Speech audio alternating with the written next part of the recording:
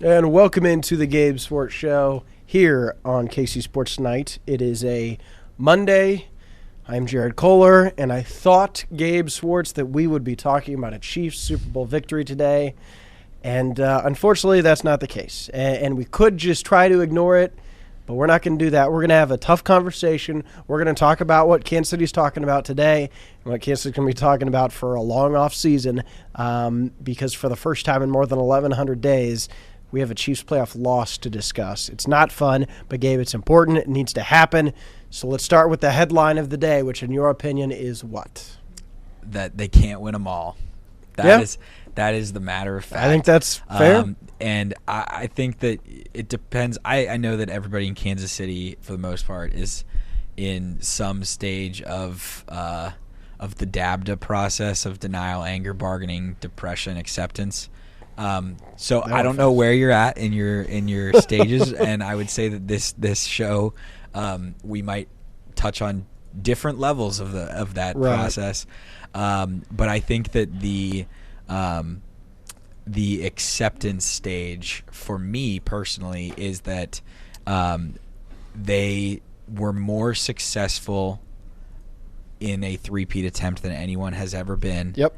And I simply refuse to allow people to tell me it would have been better for them to have lost earlier. No, and yeah.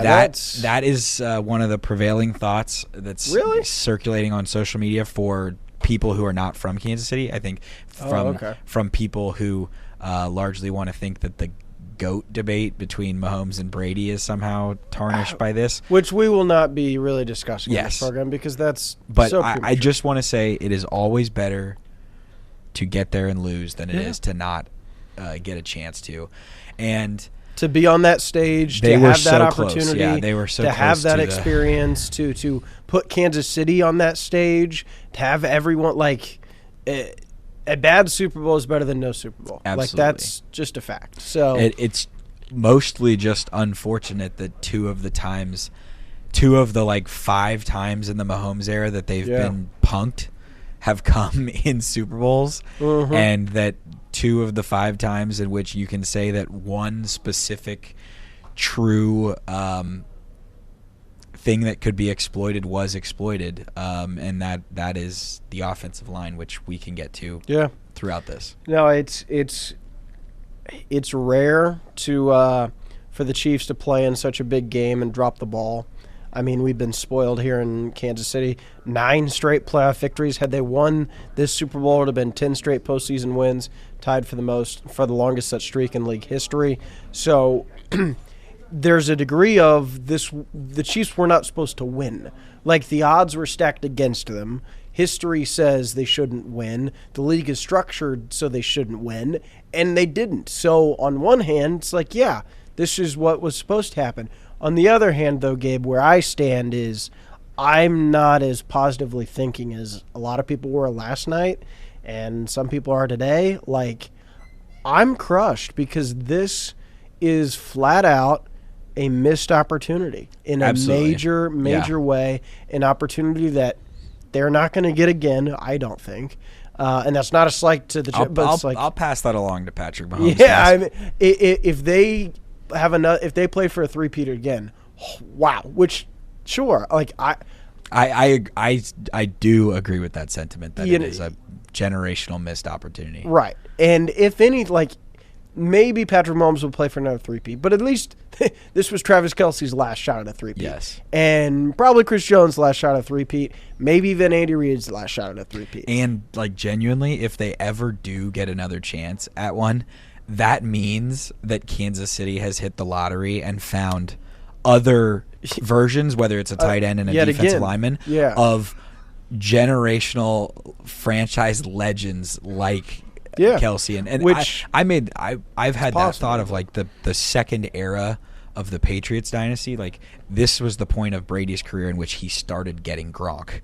And so you're almost wondering, like, is Mahomes going to have an extended period of time with Xavier Worthy? Is he going to have an extended period of time with Rashee Rice? Is that going to be the kind of connection? There's still ways for the team to have success, but it's not just have success, but have the ultimate success in back-to-back years. Like, that's what it's going to take, well, really in 3 years, to get back to this stage in this moment. And so that's why when you get this far and you get this close, to come up short is heartbreaking in any way. Whether it was, I think you make an argument, was it better to get blown out in the Super Bowl or better to lose by 2 points?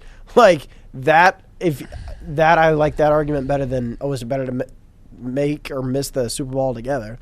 I can only compare it to other fandom that I've had in this football season, and I would just say that I much more enjoyed losing a close Peach Bowl than getting absolutely ripped apart. I 100% agree.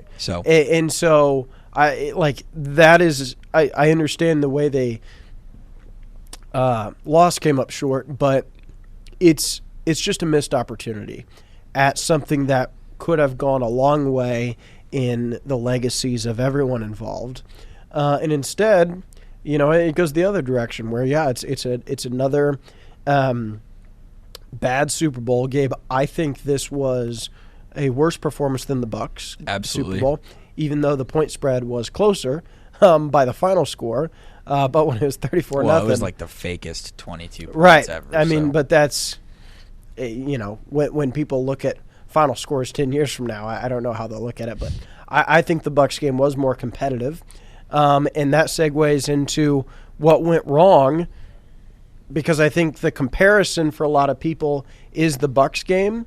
But for me, I thought that Tampa Bay loss in the Super Bowl was an offensive line that was unable to do legitimately anything. And Patrick Mahomes did everything he could to the best of his ability and did not have help from wide receivers or skill position players either. They were dropping balls, and it was 15 on his own and no help. And the dam broke on the offensive side. For this game, the offensive line is where the problems started across the board. Not just left tackle, not just left guard, center, right guard, right tackle as well, with credit to the Eagles' defensive line, of course. But the difference, Gabe, is that I did not think Patrick Mahomes handled the pressure well, and I don't think Patrick Mahomes played well even before the pressure arrived. I thought this was a pretty bad performance by number 15, which is understandable given the context of he doesn't trust his offensive line, and he was under pressure more than any quarterback would like to be under pressure. Yeah. But he still did not perform anywhere near the level that I expected him to, and that's a really tough pill to swallow, to say that the Chiefs season is over in large part because Patrick Mahomes did not play well. Yeah, I think that it is the worst viewpoint of it. It is the worst game of his career, contextually, and if you're going to make some excuses for him, it's like the second or third worst, because I think that the 3 touchdowns at the end don't matter at all in the context of what actually mattered, which were awesome, great throws to Xavier Worthy, insane throws that you wouldn't. Other people don't make. But that was not. But it doesn't matter. That wasn't happening when the game mattered. Yeah. So that's where I don't put that into the evaluation. And so I would say that it was the perfect combination if you're an Eagles fan of Philadelphia didn't have to do anything that the credit to Vic Fangio, it should be given to him for the extent of the season and for just realizing last night we don't need to do anything crazy. We're just beating them with 4-man pressures, and we don't have to blitz. We don't have to do anything dumb to stress the back end of the coverage because their coverage was holding up and I give Fangio credit for pressures were getting there. I'm sure there's part of other coaches that maybe try to overthink it, and he just said, no, our guys are going to beat you. But that was the thing, is it was but both yes, sides. Credit goes to the Eagles have highly paid players and have highly talented people too. We look at things through a Chiefs lens. Yes, they were very good. But credit where it's due. Yeah, and they were the number 1 defense in the league for a reason. They completely took advantage of things. I think that the Chiefs compounded the errors. It was a combination of the Eagles played incredibly well, and the Chiefs played as poor as possible. Yeah. Which made it look as bad as possible, because I do think that like the very first play of the game with Juju was a positive, and yes, and that there were 17 plays. The 17 plays after that, they gained a total of 3 yards. Yeah. Which is unfathomable, because they never have, like when Brian Cook got the interception down 7-0, I was like, okay, this is where they settle in, and then they put together a point drive, and whether it's a field goal or not, like Harrison Butker didn't touch the field last night aside from to kick off post those fourth quarter touchdowns and the late third quarter touchdowns that don't matter. So, yeah, I mean, you have to give credit, because the Eagles' defensive line was incredible. I think that the first interception, the pick six, was a really, really great play by Cooper DeJean. I think that Mahomes lost track of him, but he made a great play to. Yes, but I don't know why he's throwing that ball. I mean, I know why, because he was pressing. But yeah, it was 3rd and 16, and DeJean made a great play. He made an incredible return and showed the punt returning skills that he has from Iowa, and that he's played with. He had several decent punt returns last night as well. Yeah. Also, Matt Araiza does not know how to pin anyone. It's just he just bombs the ball. And that's why they lost the Super Bowl. The second interception was Joe Tooney knocked into Mahomes, and so I don't really put that one on Mahomes that much, because Hollywood Brown was open. And I don't think it was just a little bit off, though. Like, that throw was... No, but it was short. It was short because his base got taken out from him. I will give him the benefit of the doubt on that one. His upper body was totally fine, and so for the throw to be that off just because got run into his lower half... Yeah, like there's a reason, but also we're talking about Patrick Mahomes, but he's not been impervious to. He's not expecting to just get knocked in the butt as he's throwing. And that's where I go. It's a collective effort, to where the blame starts with the offensive line, but Mahomes still made the bad throw. Yeah, and made the bad decision on 3rd and 16. And Kelsey had a drop on the second. That didn't really look like a drop to me. We didn't see a good replay, so that which they didn't show. But there was the slant where they were just connected on, that was on the turf. But yeah, I mean, Kelsey didn't get going. But the drop of the game, Gabe, was DeAndre Hopkins at the end of that. So okay, let's talk about some moments, because the stages for me, I was almost wanting them to get down 10-0, because I'm like, okay, just for aesthetically, the Chiefs got to get down 10-0 to win a Super Bowl. Yeah, that's the crazy thing, is it was 10-0, and I wasn't worried. I wasn't either. The pick six happened. I was like, okay, and it went from not worried to it's over. Yeah, so that's where I thought the Brian Cook interception was like, okay, that's going to wake them up, and then they went 3-and-out. But then the Chiefs defense held them there. It was 10-0. The Chiefs defense was fine. I thought the Chiefs defense played as well as you could have hoped. They stopped Saquon Barkley all game. When it went, so at 10-0, I thought the Chiefs were winning. At 17-0 is when I began to worry, and is when I thought, okay, Mahomes doesn't have it.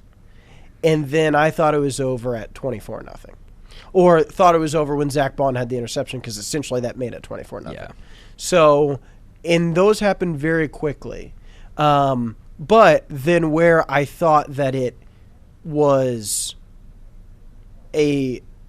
like at 24-0, I didn't know that it'd be an embarrassing loss. When Hopkins, who didn't have a soul within 25 yards of him, dropped that ball, and the throw wasn't even perfect either, which there's no reason that throw shouldn't be perfect when there's literally no one around him. I thought this is the nightmare scenario for the Chiefs. How'd you process those? Yeah, I mean, trajectory? Yeah, I think that it was at 10-0. I was not worried, or I wasn't worried in the way that a football fan should be worried when it's 10-0 against their team in a big game. At 17-0, I was like, yeah, it's they're not moving the ball. It was still early on. I thought there was potential, but they need. What I was worried about is like, okay, Mahomes is not. Like, in order to come back, they weren't moving the ball at all. At least in the Tampa Bay game, I can remember sitting there at halftime being like, man, the Chiefs are moving the ball. Yes. They are. It's taking a lot of work to move the ball, but like the defense was giving up points because they kept getting to third down and then committing a penalty. Yeah, And, right. And that happened a little bit last night as well. Early on. My only on, criticism of the defense was, well, the McDuffie penalty shouldn't have been one, but that was costly. The Omenihu offsides, that was costly. The Bolton unnecessary roughness, that was costly. But the defense, because the 17 points, well, the 7 was from DeJean, and then the ball like those 2 touchdowns don't go against the defense at all. They finally broke in the second half in the long touchdown of Devontae Smith, but the Chiefs and that defense ball was the result of a immediate change of possession at midfield, and they were just like, let's go deep. Which, credit to Kellen Moore dialing up a shot play on a change of possession at midfield. Yeah, but I mean, it was well executed, and so that's where I think the Chiefs defense held as long as they could have. But credit the Eagles off. I mean, that's where it's like Jalen Hurts, I don't think was given the respect that he deserved entering this week from a Chiefs perspective. But I thought he played well. The offensive line pass blocked better than a lot of people thought they could. The wide receivers played well. Nick Sirianni as well. So credit the Eagles. But Gabe, go ahead. My last thought on the offensive line situation was I respect, admire, and appreciate everything that Joe Thuney did at left tackle and the effort and the ask of what the coaches asked him to do. Right. He filled in admirably. What I will say is my entire argument late in the regular season for why they should have left him at left guard was for a situation like this. When you're playing against a great defensive line, in my opinion, you'd much rather have one problem than 2.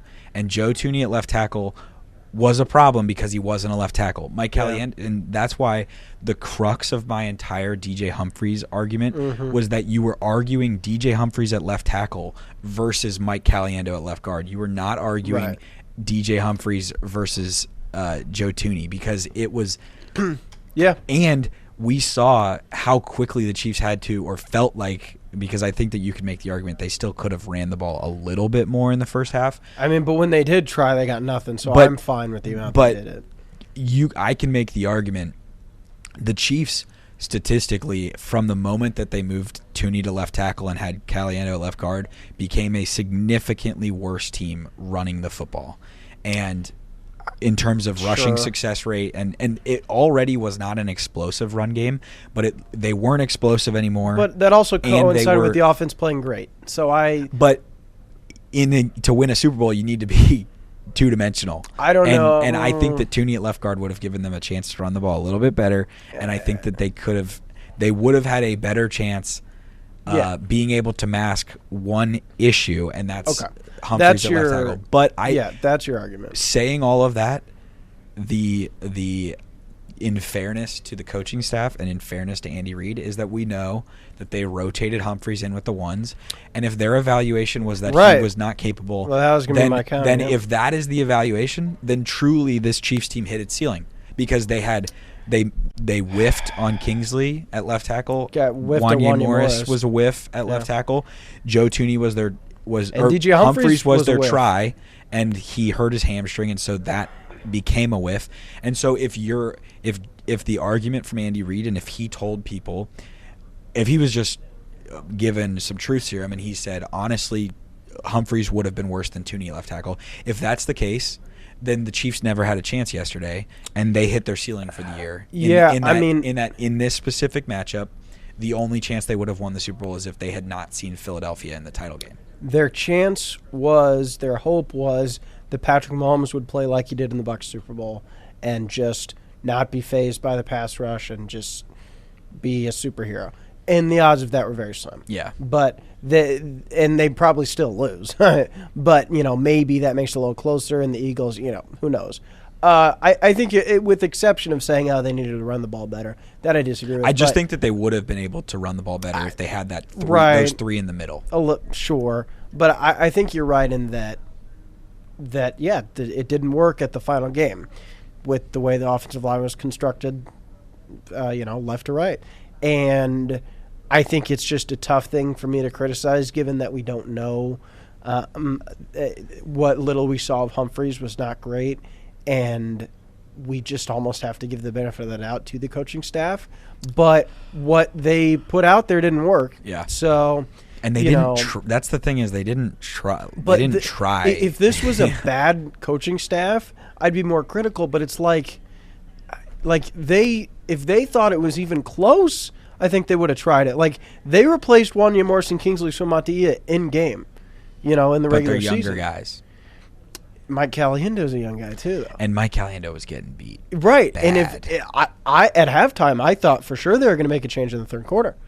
They didn't. And so that's where it tells me that it wasn't there.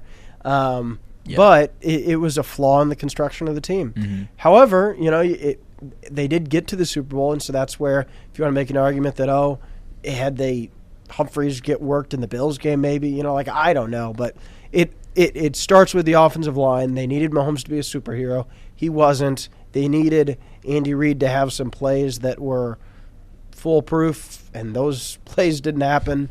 And as a whole, Gabe, it's a loss. Does this change how you look at the season at all? For me, no. I say it's just like the 2020 season where it was a great run of the Super Bowl, just fell apart at the end. Yeah, I think that's the same. That's my same opinion. I think that it's an not overwhelming success, but it is a success of a year.